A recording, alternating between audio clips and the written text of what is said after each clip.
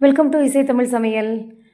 முருங்கைக்காய் உருளைக்கிழங்கு ஃப்ரை சுவையாக எப்படி செய்யலாங்கிறத பார்க்கலாம். இந்த ஃப்ரை ரச சாதம், தயிர் சாதத்துக்கு சூப்பராக இருக்கும். ஃப்ரை செய்ய ஆரம்பிச்சிடலாம். அடுப்பில் கடாய் வச்சு 3 ஸ்பூன் தேங்காய் எண்ணெய் விட்டுருக்கேன். 1 ஸ்பூன் கடுகு போட்டிருக்கேன். கடுகு வெடித்ததும் 1 ஸ்பூன் தாளிக்கிற உளுத்தம் பருப்பு சேர்த்துருக்கேன். ஒரு பெரிய வெங்காயம் பொடியாக கட் பண்ணது சேர்த்துருக்கேன். 6 பல் பூண்டு கட் பண்ணி சேர்த்துருக்கேன். 2 நிமிஷம் வதக்கி விட்டுக்கலாம்.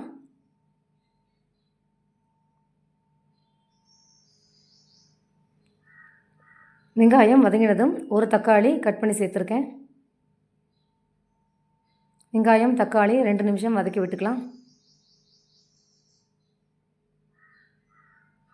2 முருங்கைக்காய், 3 மீடியம் சைஸ் உருளைக்கிழங்கு கட் பண்ணி கழுவி வச்சுருக்கேன். 1 ஸ்பூன் சாம்பார் தூள், 1 ஸ்பூன் மிளகாய்த்தூள், 1/2 ஸ்பூன் மஞ்சத்தூள் போட்டு அடுப்பை சிம் பண்ணிடலாம்.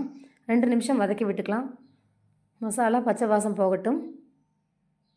கட் பண்ண முருங்கைக்காய் உருளைக்கிழங்கு இதில் சேர்த்துக்கலாம்.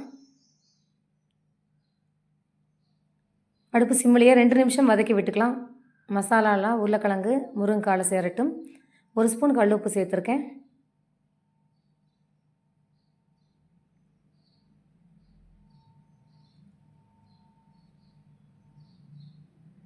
அரை டம்ளர் தண்ணி சேர்த்து அடுப்பு சிம்லேயே இருக்கட்டும், மூடி வச்சிடலாம். 3 நிமிஷம் கழிஞ்சு பார்க்கலாம்.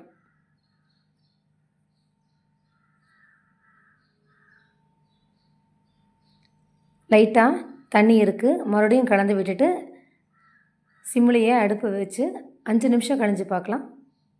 வெந்துருச்சு, தண்ணியெல்லாம் வற்றிருச்சு.